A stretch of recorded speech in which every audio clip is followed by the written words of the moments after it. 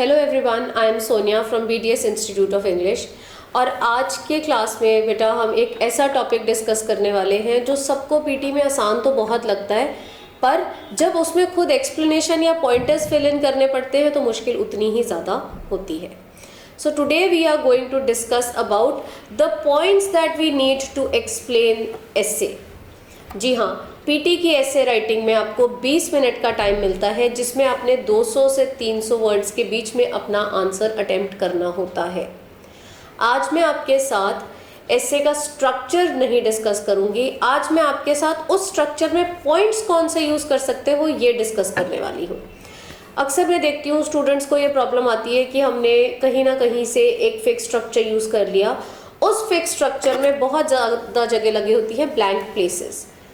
अब बच्चे को यही नहीं समझ आता कि इन ब्लैंक्स में मैं फिल क्या करूं, मैं कैसे सेंटेंसेस खुद फॉर्म करूं, क्योंकि प्रॉब्लम तो यही है कि ग्रामेटिकली करेक्ट सेंटेंसेस फॉर्म हो नहीं पाते, और अगर हो भी जाते हैं तो सोचने में इतना ज़्यादा टाइम लगा देते हो कि 20 मिनट्स में बड़ी मुश्किल से ऐसे कंप्लीट हो पाता है, और वहाँ बच्चे को प्रूफ रीडिंग छोड़नी पड़ती है, जिस वजह से स्कोर्स पे नेगेटिव इम्पैक्ट ज़रूर पड़ता है।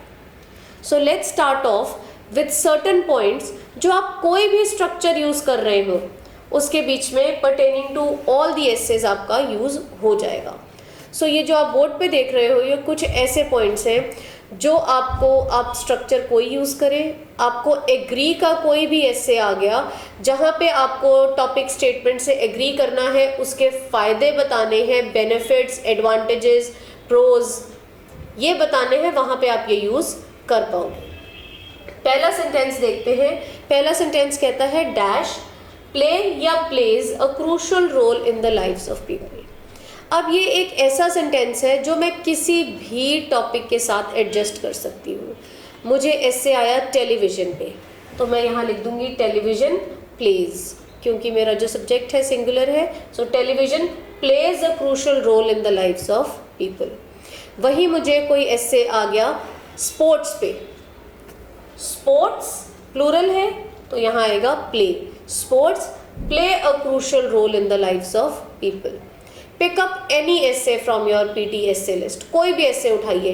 एनवायरमेंट फिट हो जाएगा, शॉपिंग मॉल्स फिट हो जाएगा, ई लर्निंग यहाँ फिट हो जाएगा, television, mass media, social media, internet, computers, कोई भी essay, works of plays and theatres, written format examination, जितने भी आपके पीटी के रेकरेंट एसेज हैं वो सब पॉइंटर्स यहाँ बहुत आराम से फिट इन हो जाएंगे।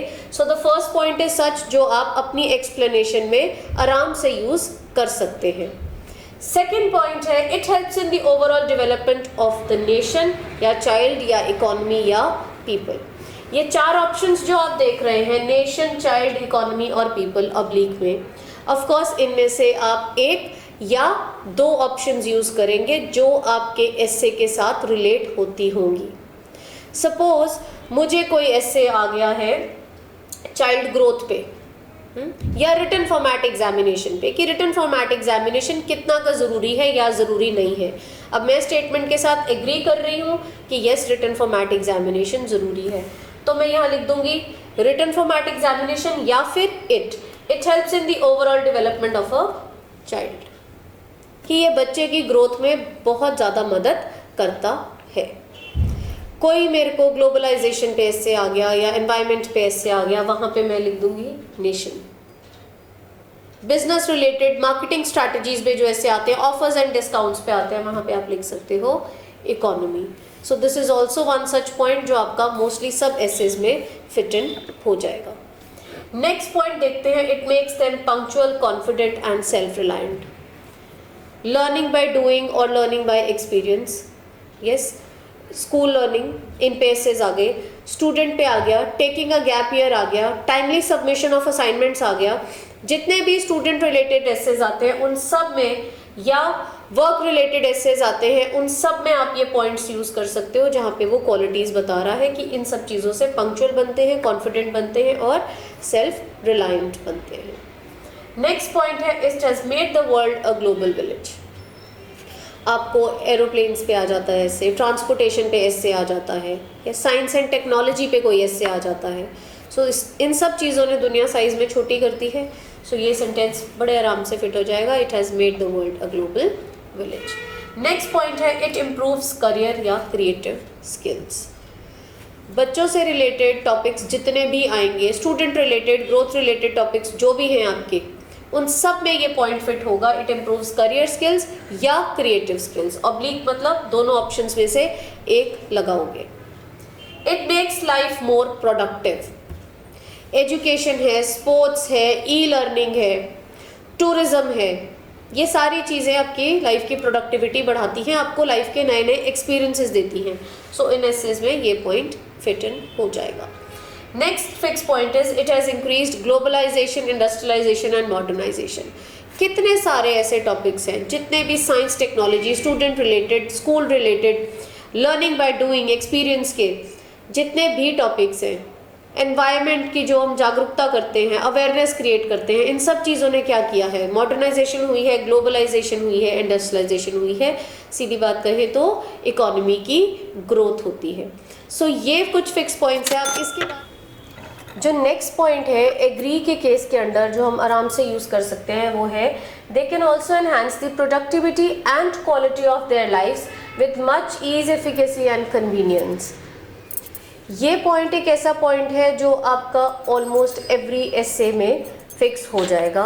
ऑल्सो लेंथी है, तो जिन बच्चों को प्रॉब्लम आती है कि हमारी वर्ड काउंट कभी पूरी हो जाती है, कभी 190 रह जाती है, 195 रह जाती है, उनके लिए वर्ड काउंट में भी बहुत हेल्पफुल है, plus it is high on vocabulary also. Last fix point जो आप एग्री के साथ यूज़ कर सकते हैं वो है only when one follows such a system can one broaden their horizons, thus learning such essential attributes as responsibility, dedication and perseverance। ये भी पॉइंट सिमिलर इससे ऊपर वाला ही है। वोकैबुलरी अच्छी है, कंटेंट वर्ड ज़्यादा है, प्लस वर्ड काउंट भी है। तो जिन बच्चों को बहुत ज़्यादा इन्फॉर्मेशन याद करने में प्रॉब्लम आती है वो इन दो पॉइंट्स के साथ ही ऑलमोस्ट अराउंड 50 वर्ड्स की अपनी जो लिमिट है वो कवर कर सकते हो। 2 पॉइंट से बहुत आराम से 50 से ऊपर वर्ड्स कवर हो जाएंगे। कोई भी ऐसे यूज़ करें, कोई भी टेम्पलेट यूज़ करें, मेक श्योर जो चीज़ें आप लिख रहे हैं वो ग्रामेटिकली करेक्ट हो, वर्ड काउंट 200 से 300 के बीच में हो, 4 बेसिक पैराग्राफ्स बनाएं, प्लस वोकैबुलरी अच्छी हो। अच्छा स्कोर लेने के लिए एसे राइटिंग में ये फैक्टर्स बहुत ज़्यादा ज़रूरी हैं। सो आई होप आप अपने स्ट्रक्चर्स के साथ इन पॉइंट्स की मदद से एक अच्छा ग्रामेटिकली करेक्ट आंसर फ्रेम कर पाएंगे। Wish you good luck. Thank you.